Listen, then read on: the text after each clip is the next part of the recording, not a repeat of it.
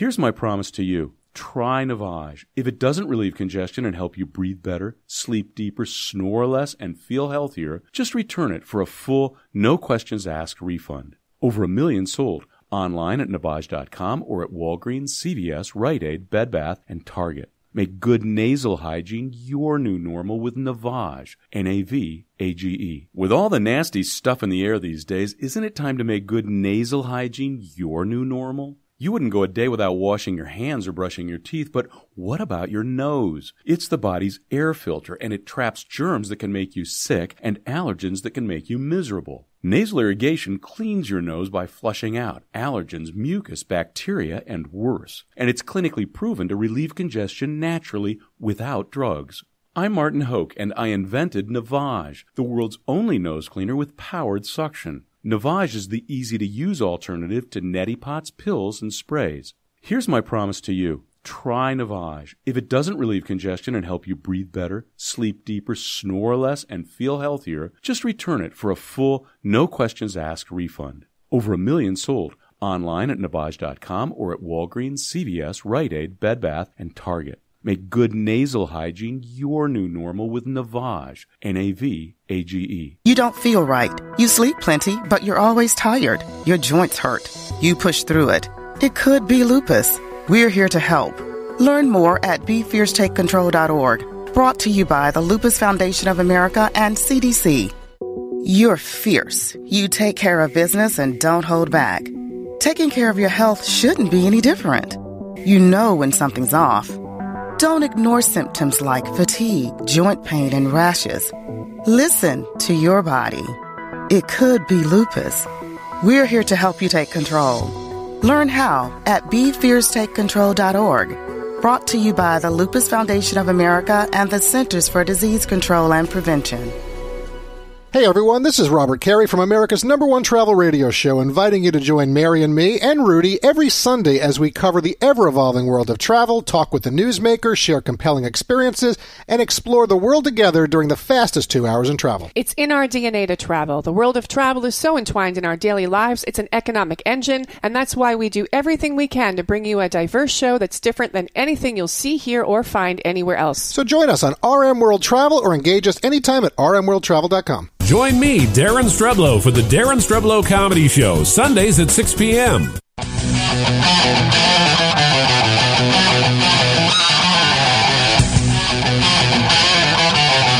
Above, start cleaning those tires up. During this time, remember they fan out down there, so protect that bottom. Sunday drive. All right, boss man.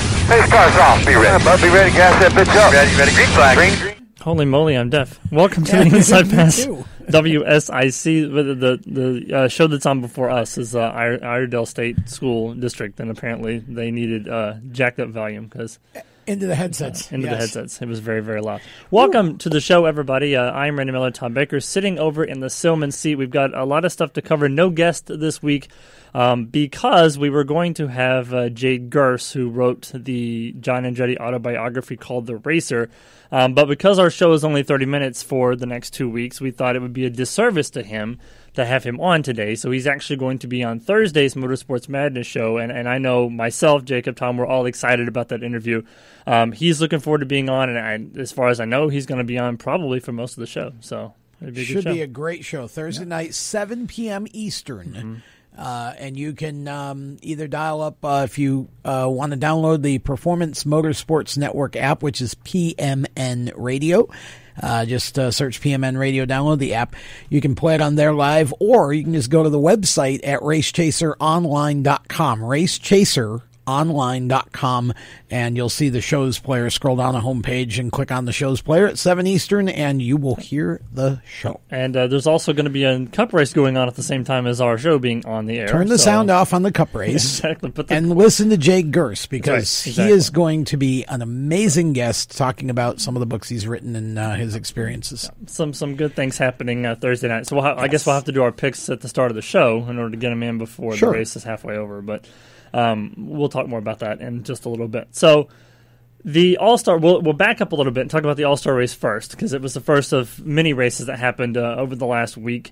Going into the All-Star race, we were kind of skeptical about what we thought was going to happen, since it was in a new venue at Bristol, and they were doing all this stuff with the lights and the the numbers on the back of the doors and everything. And I know, Tom, you had posted something on Facebook asking how, what you thought about the race, and I had commented and said, the only thing that I found weird is that it looked like all the Chevrolets were on fire, and because of the amber color, that they used. The post actually referenced, what did you think of the underglow? Oh, yes. Not the race itself. Yes. And it was interesting because overwhelmingly the response I got, and I did not share my opinion in the post. I wanted to just get a sense for what everybody else thought, because and overwhelmingly, that's it. For those of you that don't know what that sound effect means, overwhelmingly thumbs down. Yeah.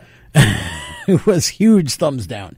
And so it just, I'm ambivalent. If they do it again, fine. If they don't, I don't care. Like, it didn't do anything for me personally. The track was so bright and everything. I didn't think we really got to see what the effect of that was supposed to be. Right. And also because they had Kurt Busch in his demonstration. It was underneath the entire car. See, that's what disappointed me. And then they only had it underneath the tail of the actual car on Thursday or Wednesday at Bristol. And according to what I've heard, that was because for whatever reason they couldn't tech the cars properly with that underneath the front wheels or however they had to attach it to make it the whole car.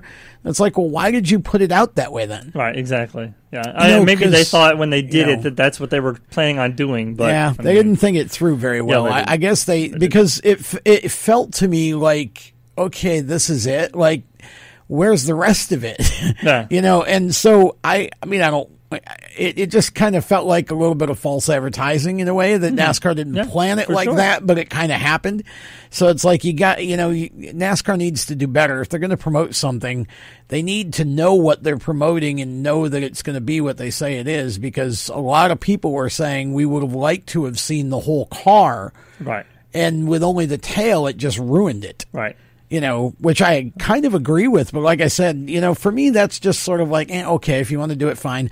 I love the number being placed where it was. It didn't really make that much of a difference. I thought it was fine. It was good. No issues with that. But the underglow, just like I said, I'm not giving it a thumbs down. I'm saying I'm ambivalent. Like, I don't care. If you want to do it again, do it again. But, it didn't change the race. Yeah, at all. It just seems sort of It made goofy. all the Chevrolets look like they were on fire, but other than that, it just seems sort of goofy. Yeah, that's true. The only real controversy that came out, Chase Elliott won the All-Star race, by the way. I was happy for Matt DiBenedetto, who was our guest on Tuesday, winning the All-Star Open. And getting to run in the All-Star race. And I texted him and told him congratulations, and of course, he was ever humble about that, but excited about it.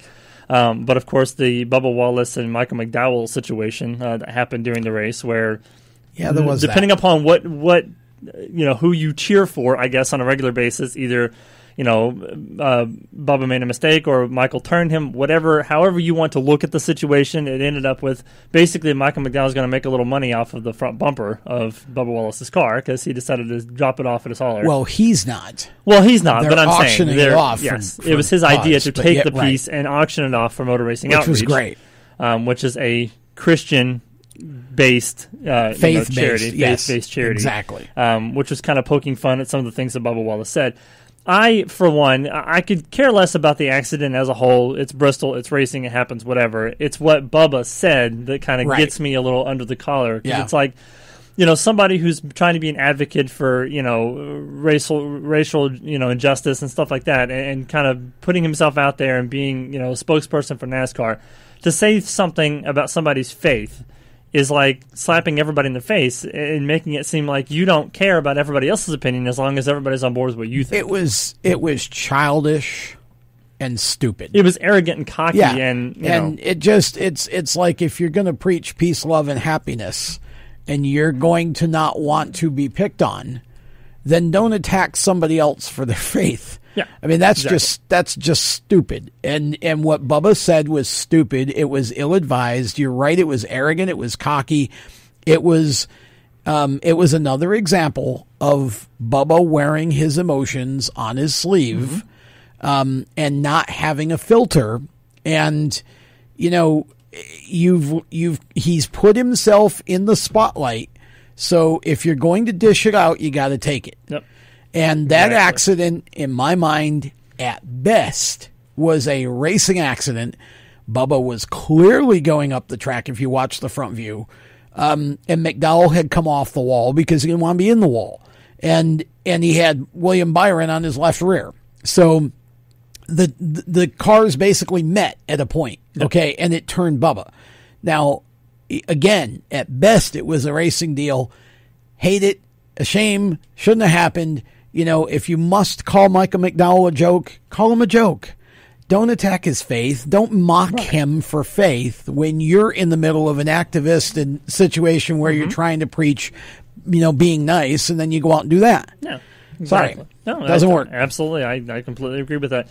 So then we left the All-Star race. We went to Texas Motor Speedway, and I'm happy that none of the cars melted, first of all, because I was preaching for 3 weeks that I felt like, 107 degrees or whatever. It actually only ended up being like 96. I think it was actually the same temperature there that it was here, but I was happy. I was happy that it wasn't as hot as they said it was going to be, but obviously you could tell the toll that it took on everybody, because after the race was over, you saw pretty much everybody, sitting down or dousing themselves with water or whatever. Even Austin Dillon, when he got to Victory Lane, he ended up going to the care center and getting IVs because it was just so hot, and he couldn't cool himself down. But Texas is one of those races, and I can speak from personal experience, having gone there for several years.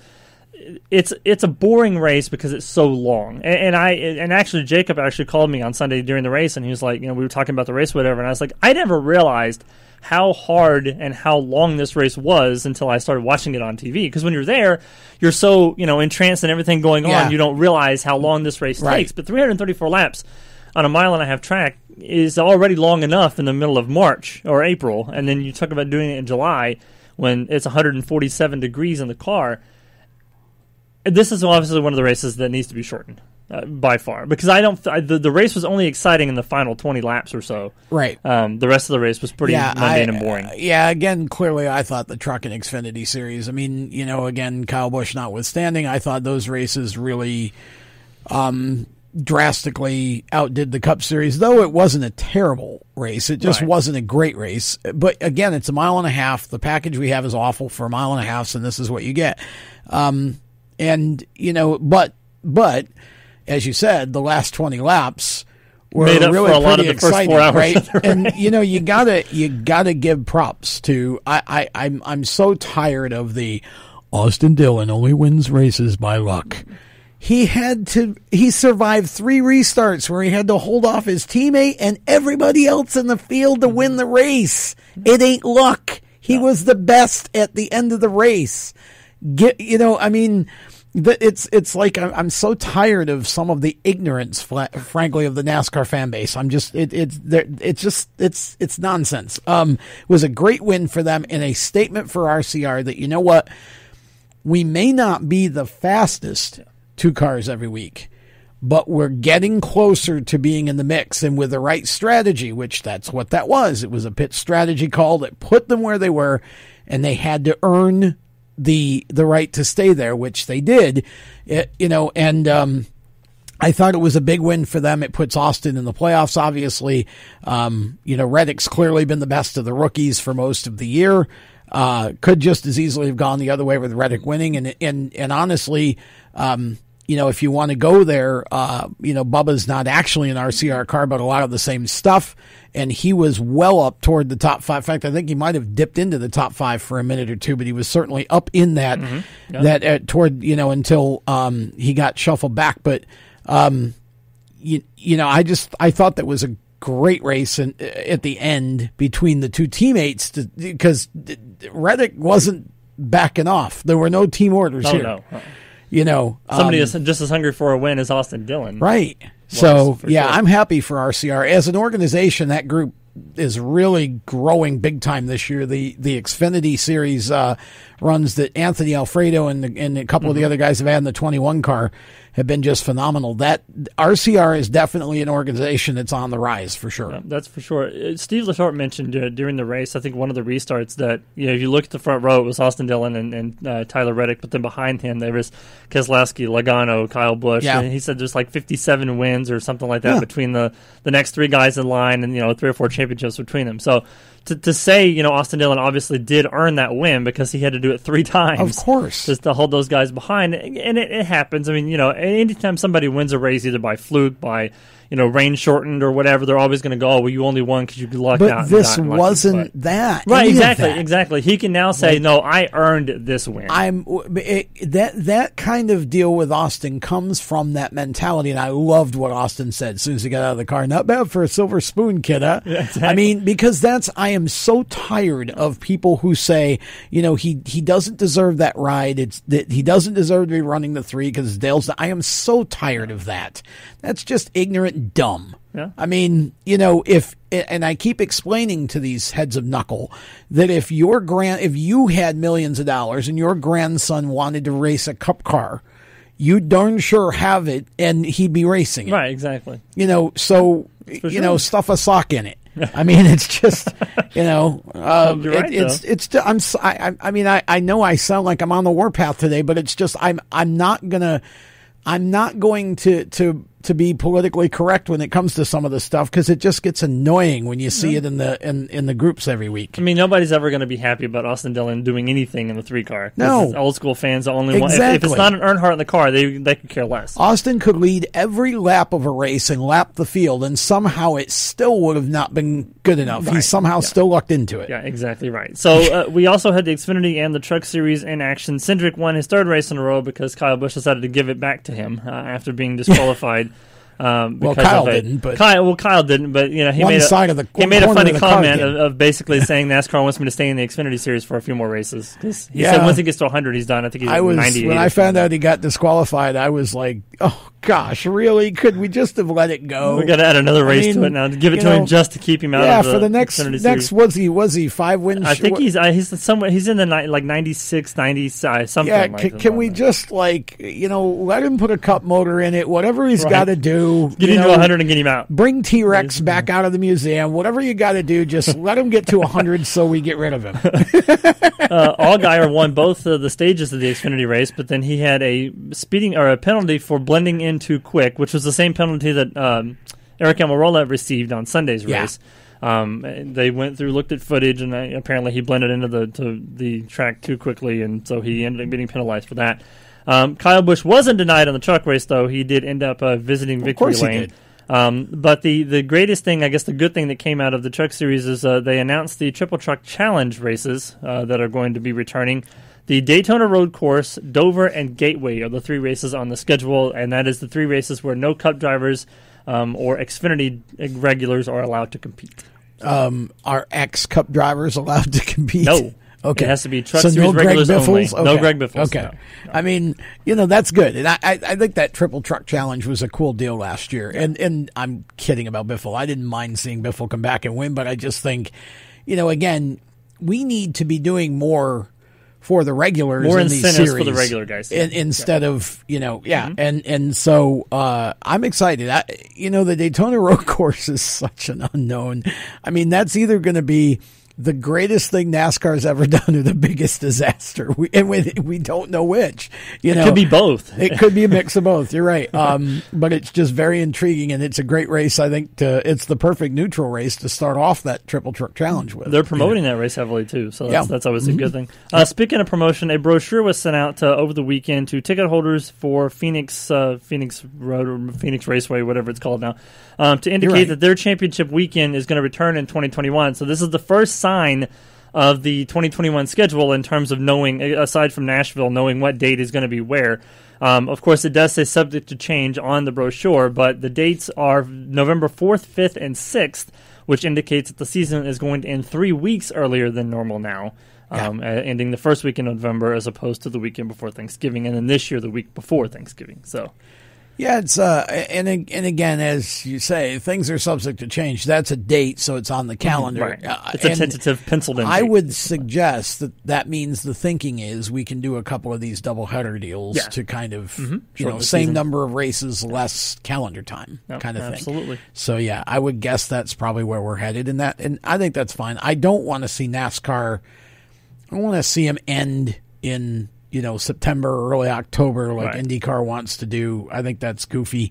But I think the beginning of November is fine. It gives everybody a couple of extra weeks to take a break and start thinking about 22. Because remember, we bring out the new Gen 7 car in 22. Right.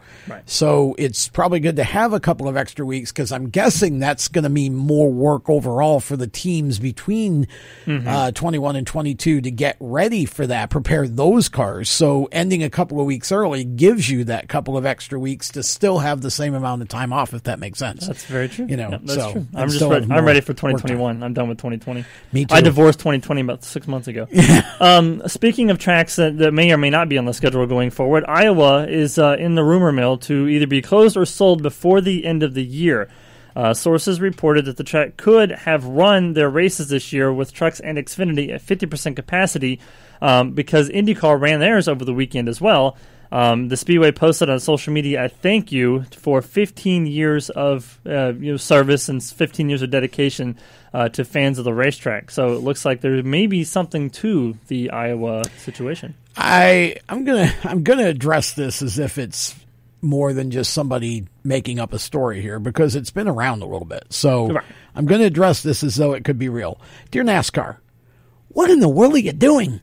I mean, the fans are clamoring for more short tracks. That is perhaps the most competitive track, most raceable track on the Xfinity and Truck Series schedule at this point. Everybody loves it. What in the world would you be thinking by wanting to shut the track down? What you need to do is you need to take some of these tracks and you need to put some marketing efforts behind them. You need to put some incentives behind them. You need to get people there. I mean, my gosh, that would be. Do you know how frustrated the fan base would get if they actually shut that track down, but didn't shut down the 1.5 mile track, which the fans don't like? I mean, so again, I'm only addressing it at face value because this is what we read. I'm not saying I believe there's any truth to it. I'm just addressing it as though there might be. It would be a terrible idea to close or sell that track and not race on it. Terrible idea. Well, they need a cup race over there. Part of the story goes on, to mention that the fact that they could have ran the Xfinity and trucks at 50% capacity. But part of the problem is that they're not selling enough tickets. They're not getting enough people in the stands. And it's like, well, yeah, but if you'd have had a cup race there, you probably would have at least, filled it a little bit more to capacity because people don't like. That's the point. Single, they don't like freestanding races a lot of the times. Like a lot of the ticket comes from Xfinity Cup, Trucks Cup, IndyCar, whatever.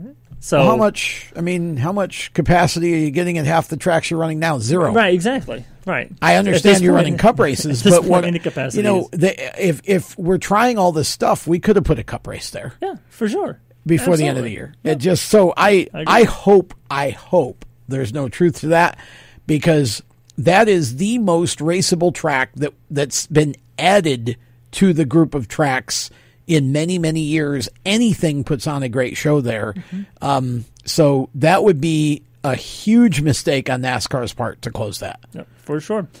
So some other winners from the weekend. IndyCar, Joseph Newgarden and Simon Pagenaud won a Penske sweep at Iowa, speaking of the Iowa track.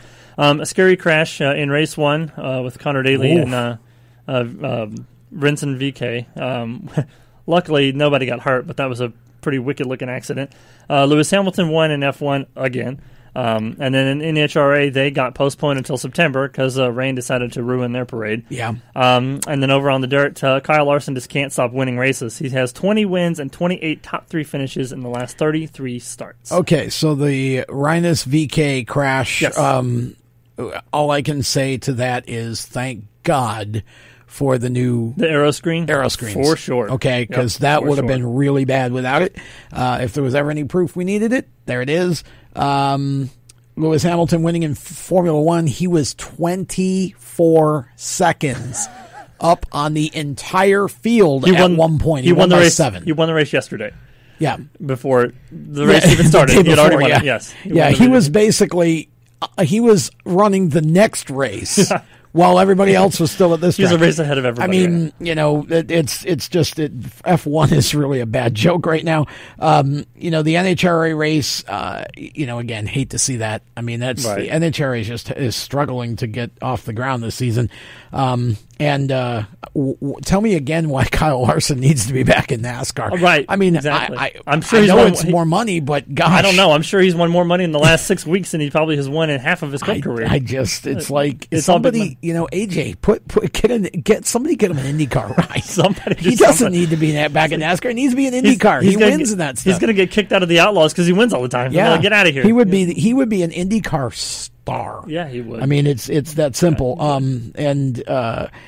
So yeah, it's just a lot of stuff going on right now. I feel like in the motorsports world, obviously changing schedules, situations going on, and I mean, you try to cover it all, and there's just not adequate time.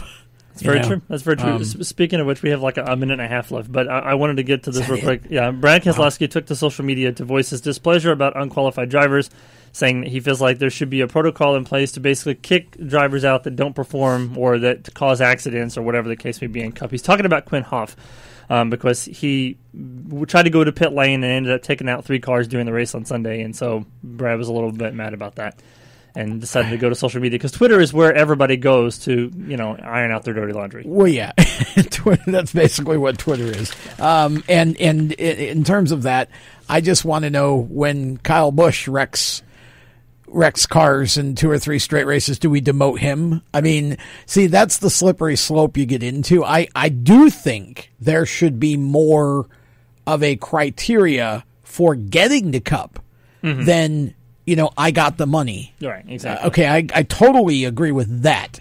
But demotion, I think you got to be careful with that. What Quinn Houff did was stupid, but my question is, was it him or was his spotter? He did own up to it. Was his spotter taking a nap? He said it was his fault? Yeah, well, he said he takes part of the blame for it, but it was an incident. He made a mistake. It's whatever. So next week on the show, Nick DeGroot will join us. Speaking of keeping on winning, he's winning iRacing again and again and again. So he'll be here to talk about that. Jade's on Thursday on Motorsports Madness, and we'll have more details about the future of our show next week here on the Inside Pass. For Tom Baker, I'm Randy Miller. See you Thursday for Motorsports Madness, and good luck at Kentucky to all of the drivers. Happy race week. See you next week on the Inside Pass.